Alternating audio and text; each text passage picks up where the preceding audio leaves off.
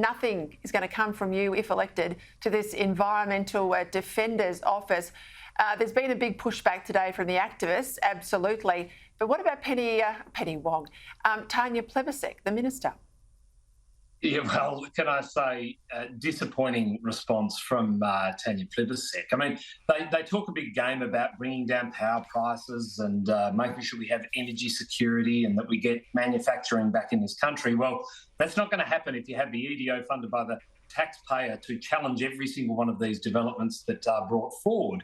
And so the federal court handed down this ruling, and the federal court judge, Justice Charlesworth, didn't mince words, and the most scathing of judgments I think I've read in a very long time.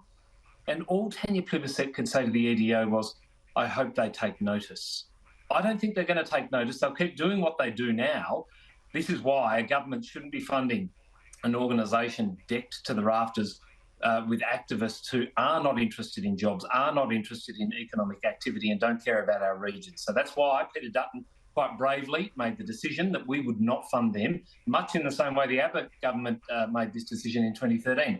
It's bad policy to fund these sorts of organisations, and I tell you what, if we win, and I hope we do, that organisation is not getting a single cent from us.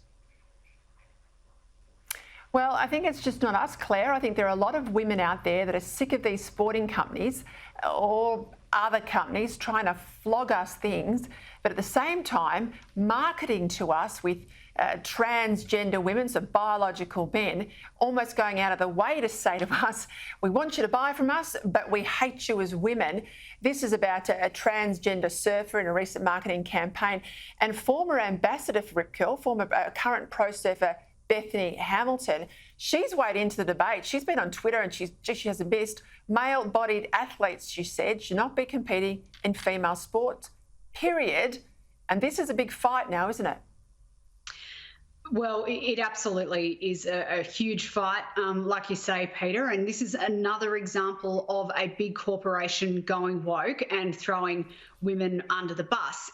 Bethany Hamilton is a household name, I think generally, as well as in the surfing world. She's an incredible ambassador for her sport and is one of many female athletes who have spoken up and said that there is no place for biological men in women's sport. And yet Rip Curl dropped her as an ambassador and then introduced a trans woman to be the ambassador instead. And there has been massive blowback on this. And I really do hope that it is time for these big corporates and many left-wing politicians to realise that the overwhelming majority of people do not want to see this happening. We do not want to see biological males competing in women's sports, and we don't want to see women being deplatformed when they're trying to speak out about this.